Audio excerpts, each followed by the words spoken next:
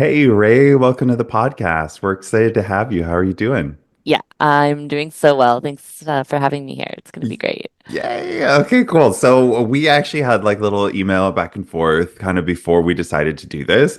And you brought up this amazing idea around using mutual aid ideals within a capitalist framework. And I'm just so intrigued because I wanted to go down that rabbit hole, but then it's like, no, save Yeah. it for the podcast. So how about we start there? And can you explain this idea and concept to us?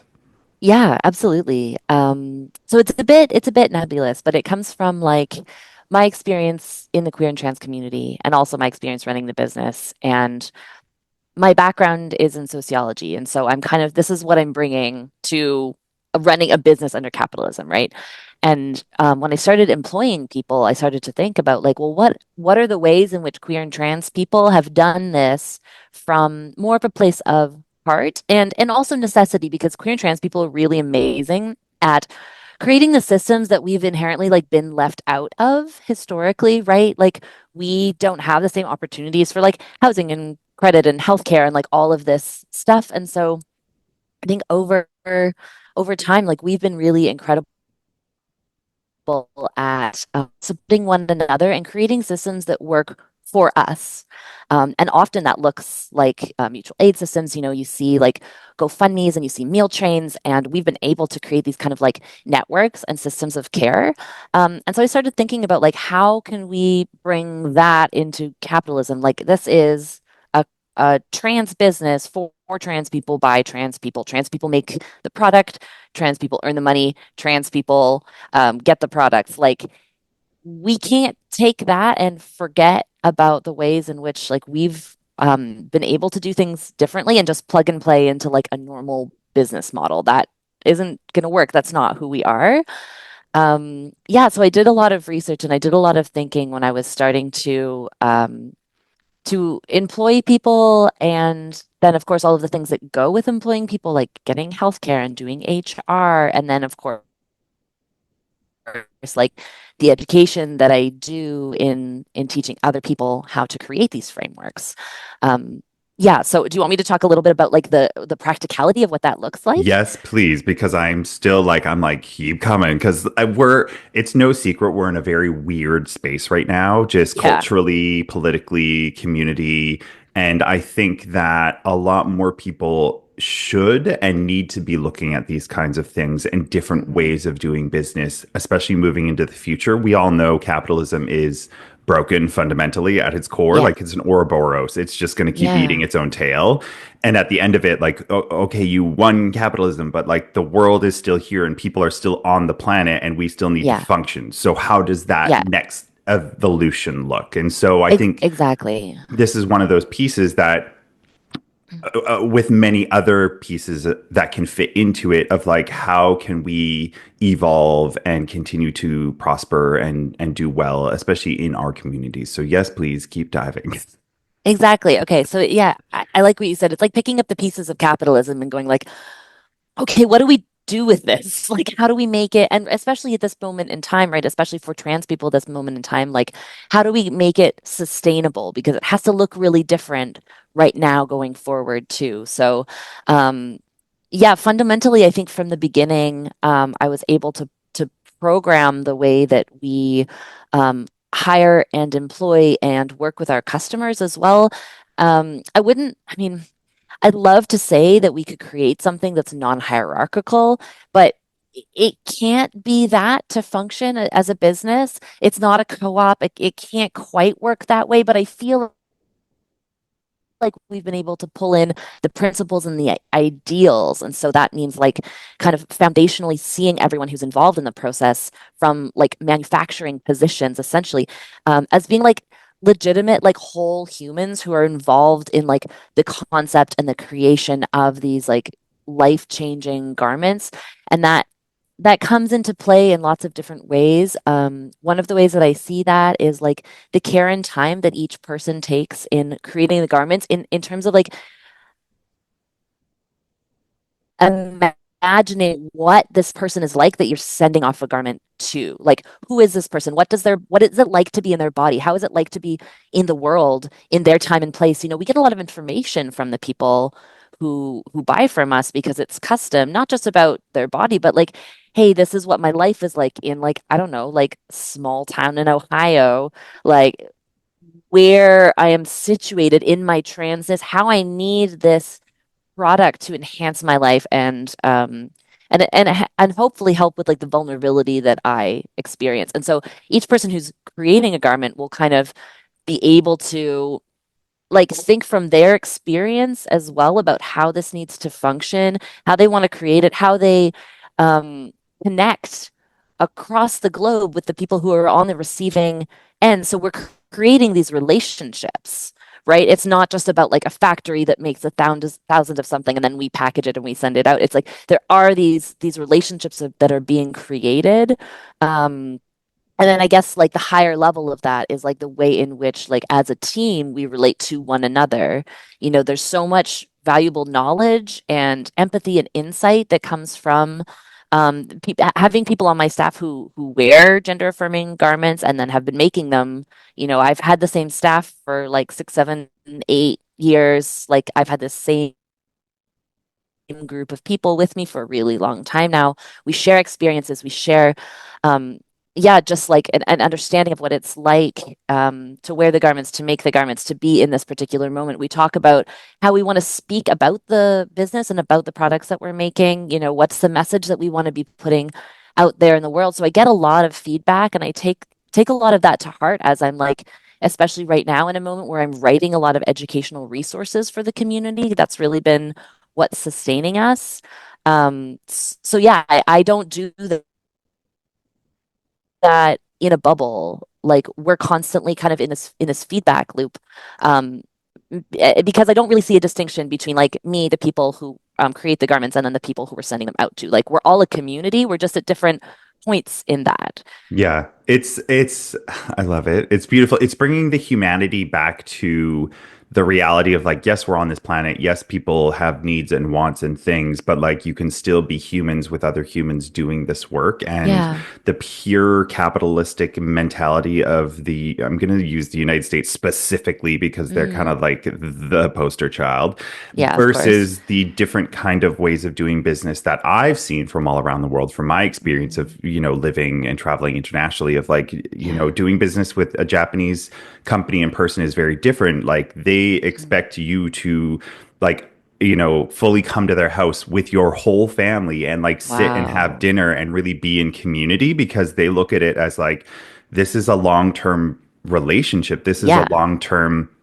not just business relationship, but personal relationship that we are Yeah. It's a getting type of into. partnership in a way. 100%. And I also was listening to this business podcast recently based in Europe, and they were talking about the same thing about how they used to try and approach things with the US or like, the not even hyper Western because Europe is very different business wise, where they would be like, okay, let's really treat them well and like humans, and we want to, do business with you and create these relationships. But then they would just like be like, okay, and then in the future they'll come back, and they just never would come back because they're all about the like onwards and upwards forever hockey Mm-hmm. stick in the Mm-hmm. US. Mm-hmm. And we need to bring it back down to the you can have growth, but like we need to create sustainable growth. And sometimes that means Yeah. going slower, and going slower is Yeah. okay because you get that good stuff. You get that like the juice is worth the squeeze when you get there. And like that's Yeah. what we need to, I think, come back to as humanity and back to as business folks. And I think that you're definitely baking that into your business and how you are creating. Yeah. It's challenging though. It's something I really had to fight against is this idea of expansion and of growth. And like we had this big boom during COVID where a lot of people were coming out as trans. A lot of people were out of their offices for the first time in a long time. They were dressing for themselves. Some of them had like a bit of extra money from government. And so we increased everything. Like we doubled over 3 years each year. And it was very unsustainable growth. We weren't ready for it. I had to hire, I had to like completely change my systems. in a way that no one was ready for during COVID, where we couldn't even like work in the same room. We didn't have a production studio. We were all working in our houses. And that was terrible. Like, I never want to scale in a way that's not sustainable and that's gonna like cut out on that beautiful thing that we've already created, which is the relationships. And now like we have a team of 8 right now. And it's working really well in that like we share a lot together and we work in the same space. And I can't imagine it uh in that mindset of like bigger is better. And like I didn't want to ever have to take that decision to like outsource or move to a factory overseas. That's never going to be something. And when you're like me, you hit this point where you're like, well, how can I get bigger without going that route? Not a lot of people have done it, and I kind of have to figure it out for the first time. There's not really a roadmap for any of this. Yeah, I can't. Yeah, I was going to say, like, most people do go, okay, well, where abroad can I go to get these things Yeah, made? But then you take away that piece of the importance of, which is kind of my next question of like, what does it mean for trans people specifically to have access to goods and services that are created within the community that gives back to the community? And if you were to yeah, take it abroad, that you're missing that piece. So can you yeah. speak to that piece of like why and how that is so important to the journey? Yeah, of course. I mean, it was just never an option for what we do. Like once I started looking into factories and once I started learning like how many other gender affirming garments are made in factories overseas, I kind of started Googling those factories and I was like, oh, like this isn't really what the community thinks it's buying into. And it's like pretty opposed to what I think are the values of the community. Like things made in factories are often relying on like underpaid labor of women of color, which, historically in our trans communities, it's women of color who face the most backlash. And I was like, how, how can we reconcile those two ideas? And it wasn't possible for me, right? It's really important that people know where they're getting their garments, that they know that the money that they're spending, because I'm not the cheapest on the market, things ethically. It's not that much more expensive, but it's not like buying a binder off of Amazon, but you know that that money is going to like a livable wage and the gender affirmation healthcare of the people who are making it. Like people have gone through their medical transition within the company because we've been able to support that aside from like other things in their life, which are non-transition related, of course. But like people know what they're paying into, and it goes back to that circular economy, right? It's like there's a GoFundMe, and they're like, hey, this person needs to get top surgery. I'm going to pitch in $20 or $50 so that they can get it. Essentially, you're doing the same thing in paying an extra $20 for a binder for me as opposed to one on Amazon. That $20 goes to the top surgery of the person who is making that binder. And in that way, we're still kind of like circulating this same money around. And another piece of it I think that's important is like it's through it's through the organizations that I work with where we're finding that like this is how do I say it? Like the most support is really right now that trans people like are really struggling financially in one aspect, of course. We're relying on these non-governmental organizations generally across the world. And I have about 100 that I work with now, this network that I've built. They're the ones who are then buying from us and then giving away these garments for free. So that's supporting the community in another facet. And even when people can afford to buy the garments, they know that on the other side of things, people are getting them for free who lack access in many different ways. So again, like you're seeing these different, it's almost like it's essentially like a sliding scale system. People who can afford to pay the premium to get an ethically made gender affirming garment pay into this program where then someone else is getting the same thing for free. Hmm. I want to pick up a little bit of what you were talking about, just kind of given the current like political climate that's going on. Like, again, it's no secret.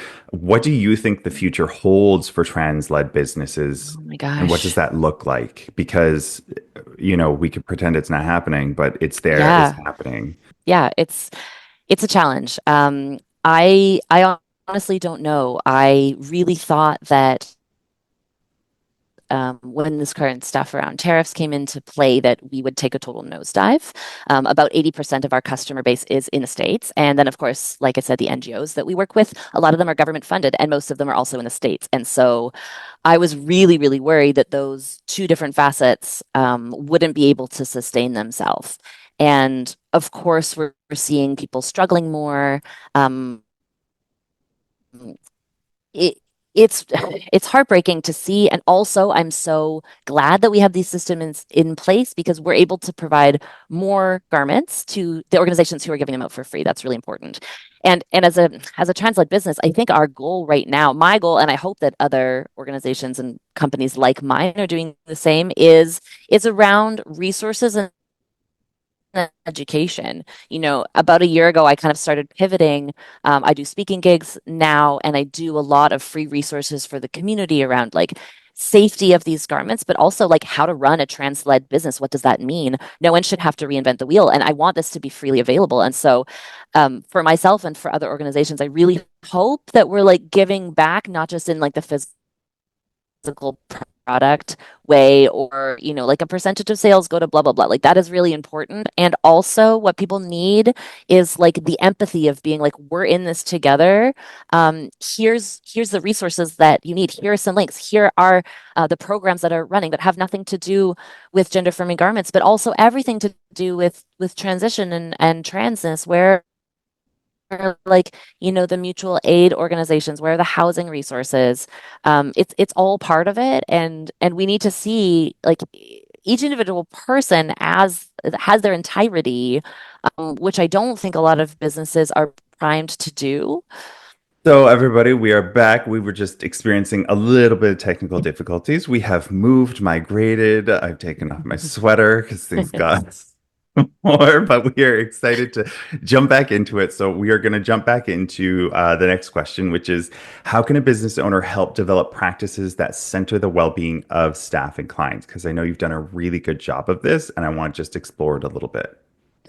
Yeah, absolutely. I was actually really fortunate to do like the talk on this particular subject at a conference in Victoria at UVic called "Moving Trans Histories Forward" just recently, which was really really incredible. And essentially, what I like to talk about is it being the the point is to have it be baked in from the beginning and not as an afterthought. And we see this kind of like in a lot of different spheres, but it's really obvious when someone's come in and be like, let's make this business trans friendly. Or we see it all the time in like all sorts of DEI practices also, like let's do an add-on. We see it in like disability accessibility, like let's add a ramp, let's make this wheelchair accessible. Well, but are you thinking about all of the holistic different aspects of that person's needs from the beginning when you're creating the space, or did you just think about it afterwards and try to like add something on? So for us, obviously, like it's been in trans integral since the beginning. And I think what people don't realize that there's a lot more to that than just like healthcare benefits. Healthcare benefits are really important, obviously. But it's also like all of these other things like flexibility and mental health and making sure that people have like access and like HR policies that are flexible in terms of like not just names and pronouns, but like the way that employees are going to like interface with customers, if they're in the middle of a transition, like how and when that information gets shared is really, really important. Doing like check-ins along the way. And there's a lot of other ways as well that we can like create the frameworks around that. A lot of it has to do with like programming forms, which is kind of boring. But yeah, essentially it's kind of like what we were talking about at the beginning, just seeing people as a whole human with these sets of needs, and having the empathy there to be like, what must this person be experiencing and facing, and how can I support that? It's a lot of listening. Hmm. Honestly, it's just a lot of like listening to people and like, what do you need? We have really flexible hours. We have a lot of extra sick days. We have stuff like that. We have like supports for mental health care. Because that was what it came down to. Like there's a lot of different reasons why people need that flexibility and that extra support. Some of them have to do with being trans or queer, and some don't. Some of it is just like cost of living and being in this moment where everything is on fire and everyone needs a little bit more like just generosity with time, generosity with um with support. Um, yeah, I think that just seeing people in their true humanity, really. Yeah, it's so wild that it's such a simple concept of like just Yeah, being human and treating people like humans that it's wild that it gets lost in pure capitalism where it's like, at the end of the day, you'd probably end up making more money if you just treated people well and like yeah, did all of these things because I know for me when yeah, not that a lot of companies did this, but like when companies would go above and beyond, not above and beyond, when they would just do right by you and like treat you like a person, and a lot of times it does come back to the people you hire to be those people. But yeah, when that happened, I was so much more willing to show up for that company after when hmm like they made that exception or did that thing. And so it definitely plays into all of that. And I know that that's a just an important part of doing business. And so you would think that it would be straightforward, but apparently not. Let's wrap off on this yeah. last question, kind of to tie everything together. How can we move away from like this charity versus commerce model where it's like either it's a charity or it's like making money and kind of more into this holistic version of how you could set up a business?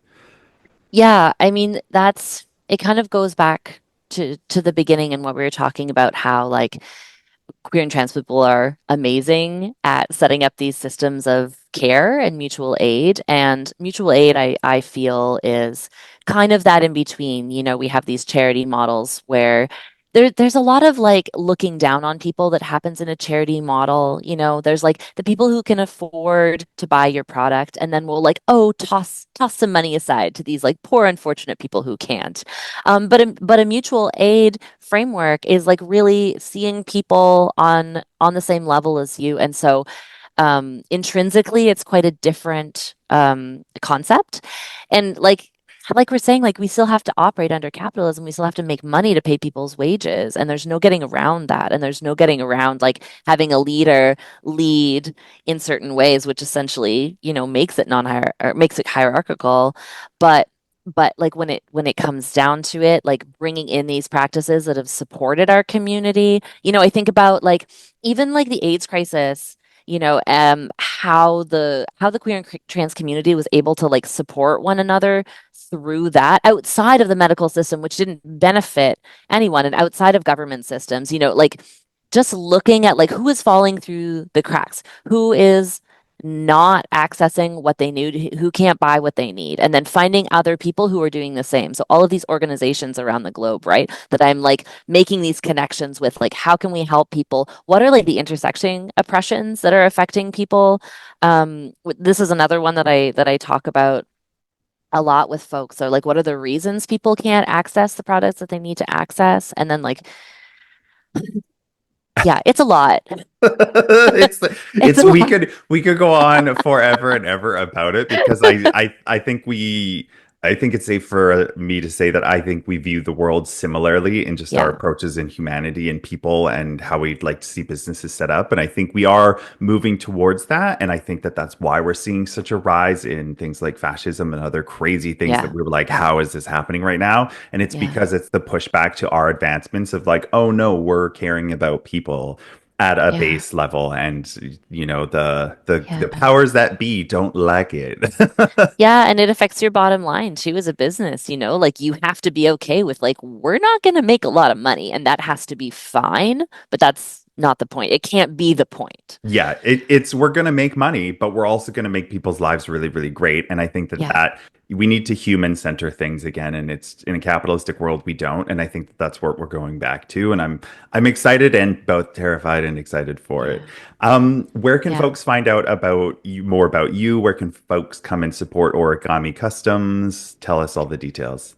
Yeah, yeah. So we're on pretty much all the platforms under Origami Customs. I do a lot of free educational stuff on YouTube. Like all of my presentations that I do, I make them free and accessible. So a lot of like free binding and tucking guides and things like that, as well as other resources. And then we're origamicustoms.com. Where you can buy products, but you can also donate to the programs. You can tell us about other organizations that are doing similar work where you live so we can like network with them, any of that. And always feel free to shoot us a line if Uh-huh. you need to find out more. Awesome, magical. I'll make sure to have all those links in the show notes Yeah. and ones where people can reach out to you. Thank you so much, Ray, for being a guest on the podcast Yeah. today. Thank you for having me. The work you're doing is phenomenal, and we're going to need it going into the future for sure. Yeah. I hope more people can be inspired to do the same.